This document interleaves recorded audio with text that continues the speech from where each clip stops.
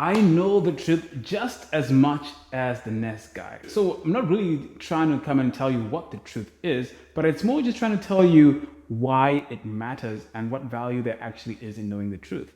So just having an understanding of what the truth is so you're able to analyze it and really understand what you can utilize with the truth and how the truth sort of affects you in your day-to-day life. So it's not about me giving you the truth, but maybe having a conversation on what the truth is. So I don't have all the answers, but I'm just going to throw something out there, some topics, and be happy for you guys to comment and probably add a perspective or something I might have missed about the truth. But that's pretty much what we're going to discuss in this video. So let's go. There's going to be 5 topics I want to discuss: what we know about the truth, why it matters, and how to discern the truth, and why you should avoid lying. And the last one is the truth that matters. So unfortunately, I don't have a whiteboard over here, so you're gonna have to bear with me. I'll probably try to do some illustrations as we go along, but we're gonna add some fun stuff, some illustrations, like some AI kind of things, just to keep you guys entertained as well. But the story that I would like to start with is gonna be a narrative story about 6 blind men with an elephant and how they saw what the truth looked like to them.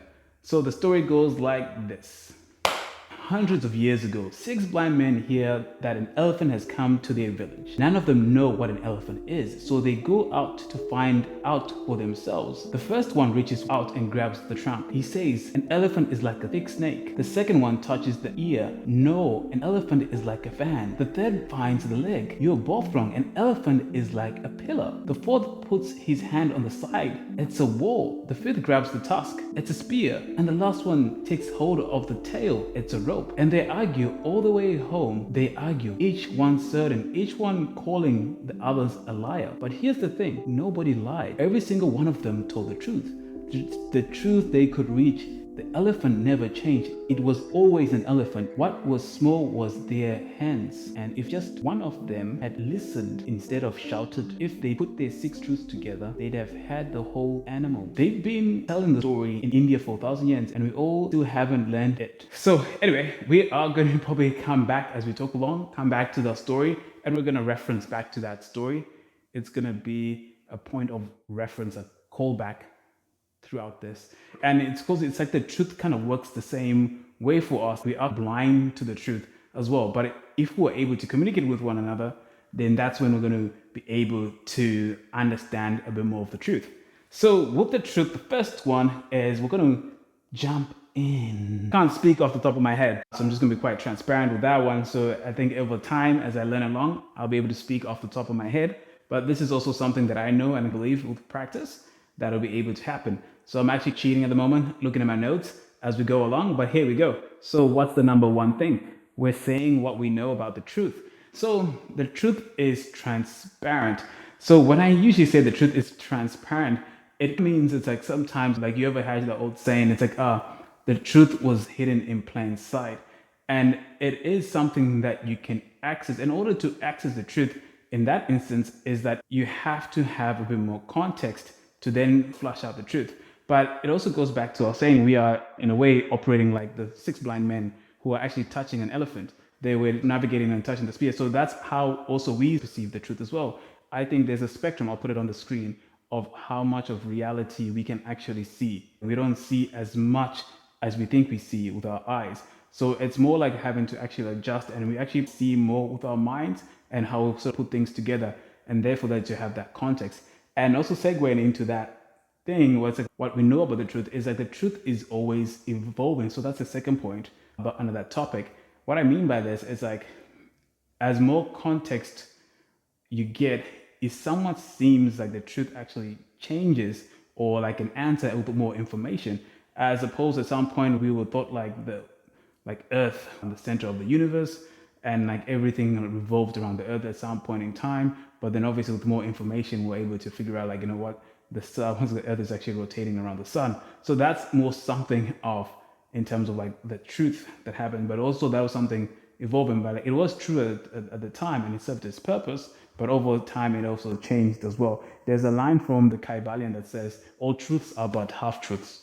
And from what I take or derive from that is, although something is meaning and it's true in this moment, it's going to change at some point, and it won't be as true as another person, it was how someone else perceives it. So for example, if I was to say at the moment, oh, it's actually hot here, it's hot. Today is actually a hot day, but then I'm speaking to someone in England and they ask this and saying the exact same question, and I'm like, oh, today's the whole day. They're most likely not going to agree. And then although it may be true for me, but it's also not true for them because they're actually going through a cold weather. So that's the one thing that you saying is that the truth is actually, depending on the situation, it actually is like malleable as well.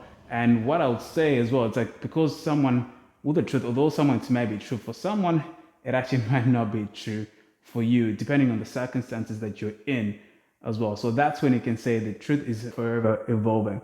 The third point under what we know about the truth is what may be true for someone actually might not be true for you. Let's say people are allergic to peanut butter. Does that mean like, because my best mate's allergic to peanut butter, does that also mean that I'm also allergic to peanut butter? No. So it's like some of those things that you kind of see. And this, I swear, I probably have more examples to tackle on this as well, just to expand. But I'm pretty sure you can probably find something where you've seen someone is kind of true for yourself, or like they had an experience, but that experience doesn't really match your experience, Matt. Like it might be true for themselves that they had this bad experience, but that experience doesn't really equate for your experience as well. So it could be like they attended a venue. It was probably the worst venue they've ever attended, but if I attended that same venue, it was actually like a great venue. And it just all could be just determining like the time of day that I went through, or how I actually carried myself, or I had an expectation that it was actually going to be a great venue. So therefore I had a lot of fun. So that's probably something that we have to see. The truth is like subjective depending on the person who's viewing it, and depending if it actually fits their narrative or the goal that they're chasing for. So that's where the truth can get a bit muddy.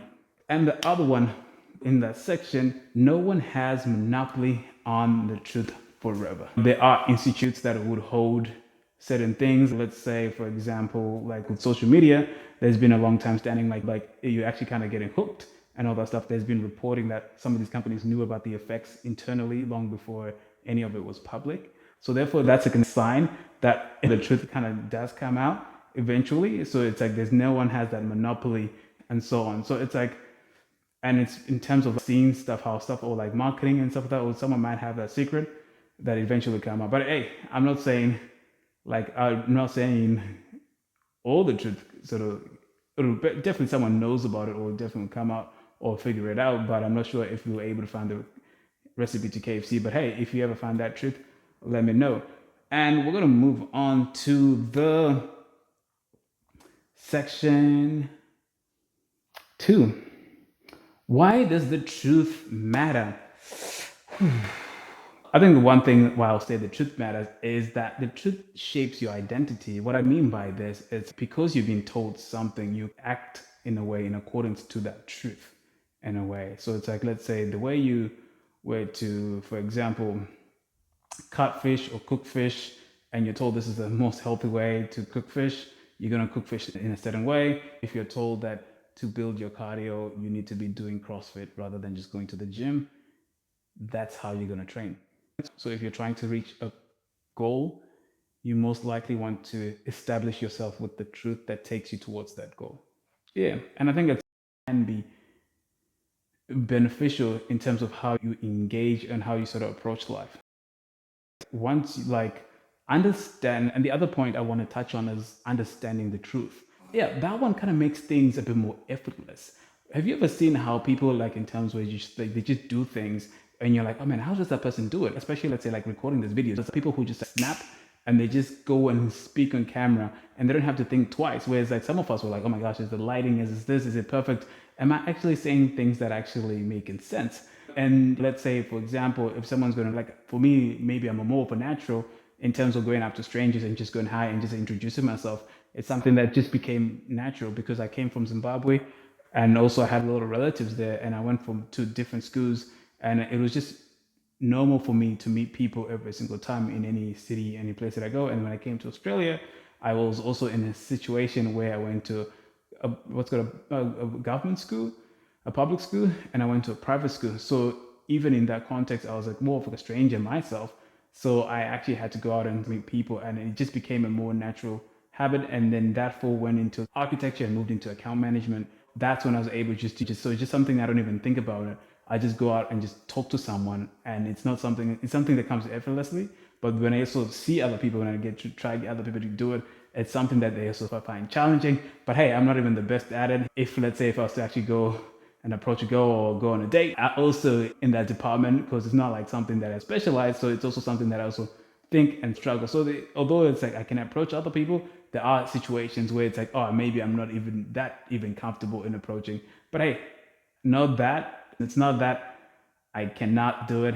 It's something it doesn't come as seamless. But then I see other friends who are able to execute some of those things quite easily and they don't even think about it. So you can see, but they'll struggle to maybe approach a guy, although they approach the girl and have a conversation, they'll struggle to approach a person in order to inquire for a job as well. So from that, it just tells me like there's a narrative or certain truth that they are running off. So that's why it makes it a bit harder to make things a bit more effortless in that sense. But hopefully that makes sense. It just makes things a bit more effortless because there's a narrative that you're telling yourself and you're not having to second guess as well. And this could apply in a work situation, right? Let's say there's a standard that everyone has to uphold in the work environment and everyone understands that standard, and that standard is like the truth that actually holds up the competency of the people who are actually working in those places as well, so that everyone abides to that truth where they abide to that standard. So there's like a common sense or common understanding where you don't have to repeat yourself because everyone knows exactly what's actually been said.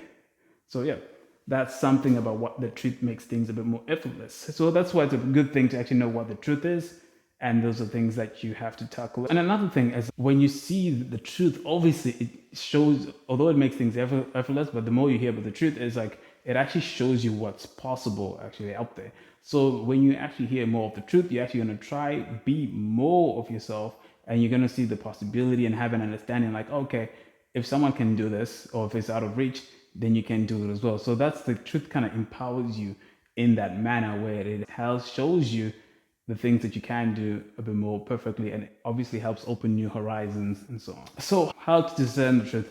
So this one's a bit more as a tough one. I'm still struggling with this one as well in terms of really understanding what is true and what isn't. But I think the one thing where I can say is in order to find the truth, you have to establish a goal that you want. So you have to believe that you want to pursue that goal and you want to get there with the truth. So the truth is obviously going to be something that drives you to get to that goal. So I think that's the main thing that you want to do is you want to cement having that goal at the end so it can pull you towards the truth in a way. So therefore you're able to see it and have an understanding like, is this actually, is this somehow fueling me to get to that goal? And if it's not fueling me and it's not empowering me to get to that goal, is this really truth, or is it just self-serving, or is it something that's actually misdirecting me? So that's probably how you want the truth to actually work for you in that manner. So I think once you find out where you're going, you have to have an understanding whether to say, hey, is this actually real? What I'm actually working on. Like, is this truth? So it's like, that's where you're supposed to weigh it. So an example that I would like to give is if you actually were to build a house, you're going to make sure you're using most likely building materials, right? Like you wouldn't use pizza. If someone brought pizza in, you know this is actually not something that's going to be structural to build your house and so on. You'd like, maybe if you go like brick, timber, you'd be able to understand, okay, this is actually something like a structural component.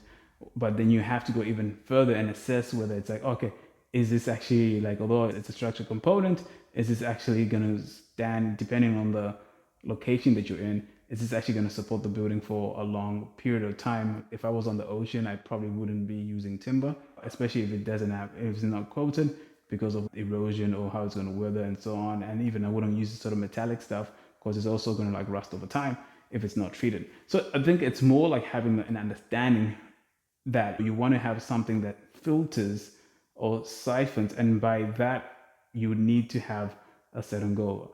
I'll have to dive in probably later videos touching more on that one and just how to discern from the truth and how to sift that one up as well.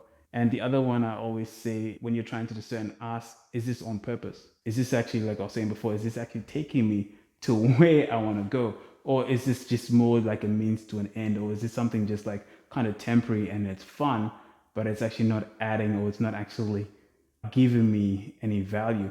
And this one can be actually hard to tell because sometimes it's only in hindsight by actually experimenting quite a lot of things that you end up understanding that, oh, that wasn't actually serving me. And then therefore it's actually taking me. But that's when at some point you can look backwards and be like, okay, I should have taken that move. But it also gives you a bit more, what it's called, it gives you an understanding of how to actually see a bit forward. And then you'll be able to make more plans further by actually discerning. So it's almost like it's a bit more trial and error to get a bit more feedback. So when you see something, let's say if you saw something online, you pretty much want to actually make sure you actually go out there and you test it out as well. And then just see how it interacts. And for example, this video, is this video going to resonate with people, or is it just going to me just mumbling about? But I think it's like over time, I would know what to say and what not to say. And then, but just by repeating the process as well. So sometimes it's just a bit of trial and error.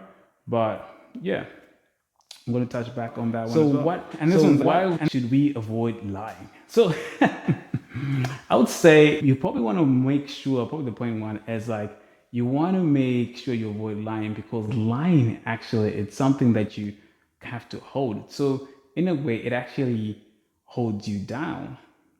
Yeah, so with a lie, it's something that actually can hold you down. And then therefore, you have to carry that lie. You have to uphold that lie. And then sometimes it's like, is it really necessary to really uphold that lie when it's actually weighing you down and it's actually not serving you? And it's like you have to contest saying, okay, is this actually a lie worth keeping? And it is quite challenging. And sometimes those lies catch you completely off guard. I remember just being in, when I worked as an account manager, and I was just in a situation where we, for the company that I was working with, we're going through a transformation, and it was really hard to tell the clients what was actually happening. But in the moments, I would just be like, I'll just hear something, and then I would just regurgitate it exactly as what it said. But I wouldn't, like, at some point I really felt, nah, this is actually not as true in a sense. But and then I had to uphold that lie without really understanding it. But like at some point, then I realized probably the best way to tackle that one was actually just to actually step away and say, hey, I've been given this information, and I'm like the person who's been given this information has been compromised. By compromise, I just mean they just don't know what's actually happening, and they just obviously is trying to save face. And this is a piece of information that I've been given, and therefore would have allowed me to say, hey, I'm just being transparent. I don't know, this is a strategy. There's a lot of confusion and chaos going over there, but ideally, like, this is how things are happening. I'm not too sure. I think you should take this with a grain of salt. And that would have been easier for me to alleviate myself and having to carry the lie. So I think I wanted to point that one. And obviously, sometimes if we were caught in the wrong, and then we sort of want to escape, but alleviate that pressure in that moment, we're more likely to be compelled to lie. But anyway, we'll put in a situation where you have to feel like you should lie because it's just a bit too much. So for me, I kind of joke around a lot, but I always want to make sure that clear on that everyone knows that I'm actually joking, and it's actually not my truth when I talk to people as well. So I joke around a lot, and sometimes I can catch myself in those mixes as well. And depending on sometimes of situation and stuff like that, it's like if you don't want to deal with that situation at that moment, you can kind of easily put a lie on yourself, and then that weighs you down. But anyway, we're gonna move on to the next one. So why also, when you have to uphold those lies and you're keeping and maintain them, it actually stops you from absorbing any more of the truth, because you're thinking of one way. But if you never had to hold that lie in the first place,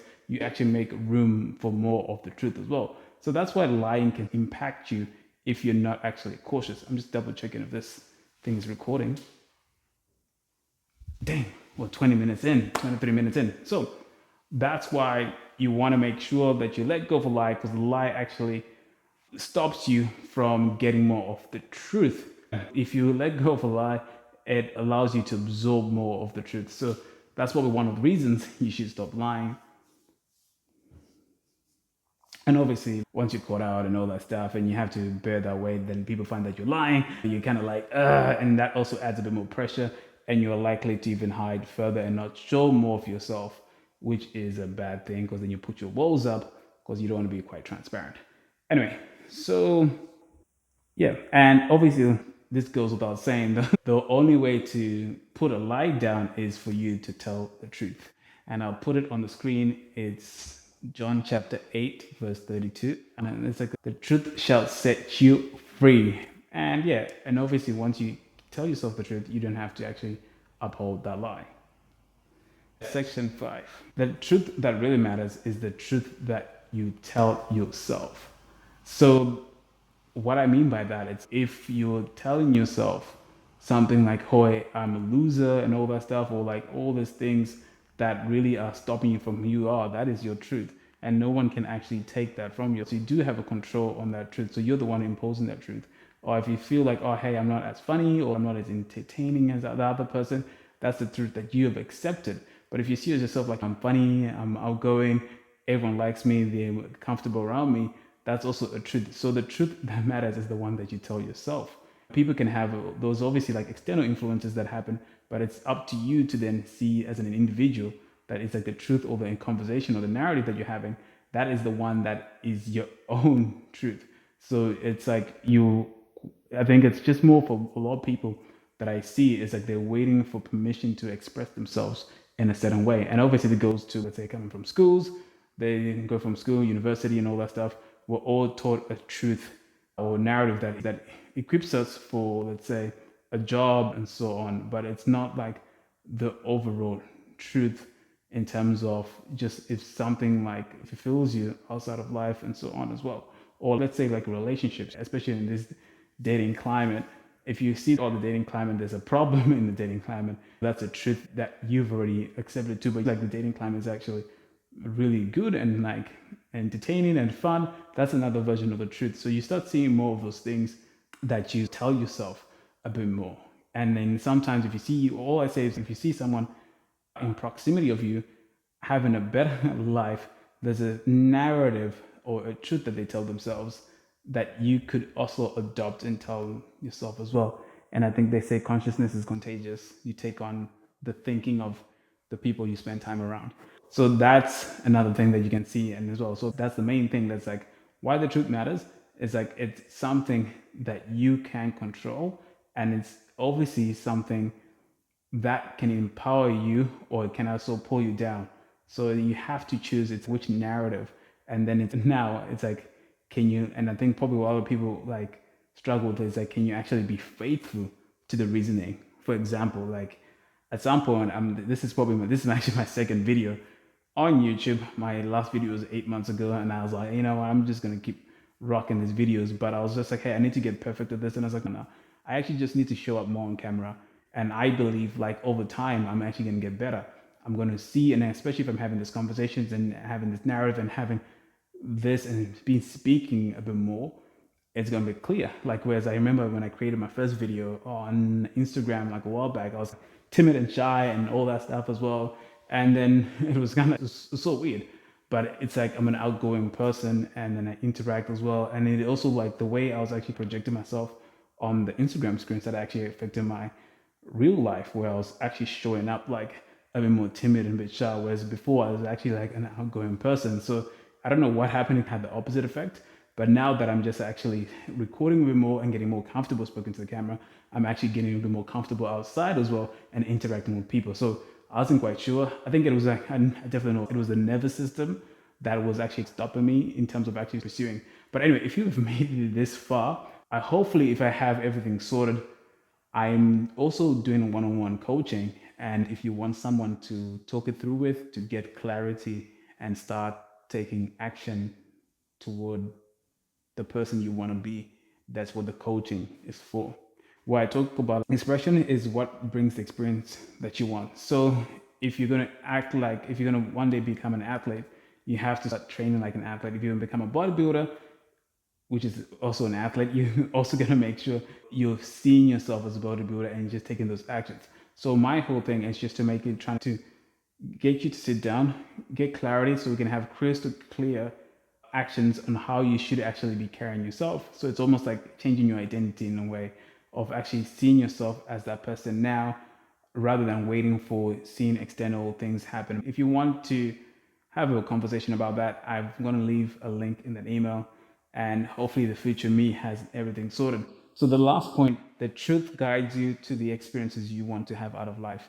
So it's like the truth, why the truth matters. It's like saying before, the truth guides you to the experiences that you want to have out of life. Like, hey, if you want a job, or if you want to get into a relationship, or anything, or like any experience, or want to travel around the world, it's like you have to have a certain truth that allows you to take those certain expressions to pull forth that experience that you want. So you first have to have the truth and then express yourself in that manner that it pulls you towards that experience. And I think there's one thing I want to talk about. I'm not sure where I'm actually going to interject this one, but it was like probably something that I talk about. I talk about the metal, it's like a metal cup, glass cup. So the way I explain this to my friends is at some point, let's say it was me, you, and the third guy. Who's the third guy? Yeah. So I go and say, hey, this is a metal cup when I'm pointing to a glass cup. And then the other person here agrees with me saying, yeah, that's a metal cup. And then you can clearly say, that's actually a glass cup. But then I'm like, nah, that's a metal cup. So let's say me and this person will also bring another group of friends, or 5, 10 more, 20 people, and they all agree that it's a metal cup. Although for you, it's clearly a glass cup, right? So what happens with this group of friends? Obviously, they're not. Let's just say they don't understand the metal and what a glass cup looks like, or understand the differences. So what actually then happens is, over time, we'll say, can you pass the metal cup? So you know it's a glass cup, but you know what we're talking about, right? So you instinctively pass the glass cup. And in doing that, you've accepted their truth without ever saying a word. You never agreed it was metal, but you never disagreed either. And then if we keep going, say, generations, and you had kids as well, they would know that you're talking about metal cup. It's only at some point and one day that someone comes along and grabs glass cups and they, hey, catch. And the cup, the metal cup in this scenario, falls and it shatters. And someone's like, whoa, a metal cup shouldn't behave this way. If it was metal, it should have just dented or just thing. It shouldn't have smashed into a million pieces. What's going on here? And therefore that allows you to break that illusion of what that truth was, or that lie that we actually had accepted. And now the thing everyone called a metal cup is finally in question. And the same thing works in reverse. Take certain metals, drop them into liquid nitrogen, get them cold enough, and then throw them down. They'll shatter into multiple pieces too. So it's like, you see, that also can be a form of manipulation. And then people say that was never a metal cup, it was a glass cup, and so on. So that's how the truth can bend. But obviously, what I was saying before, it's like you have to have those layers of context and having to understand the truth. So therefore, it allows you to see a bit more when you have just that context. But without that context, it's hard for you to understand that the metal cup itself was a glass cup without having actually tested it by throwing it to the ground. Hopefully that makes sense. Yeah, anyway, that's the video for now, guys. And hopefully I'm able to do this every week. And obviously I'm just gonna get better at this as well, with the topics coming through as well. But hey, if you like this video, has had an element with it, I know it's probably all over the place, I would appreciate just a like and a subscribe, and peace.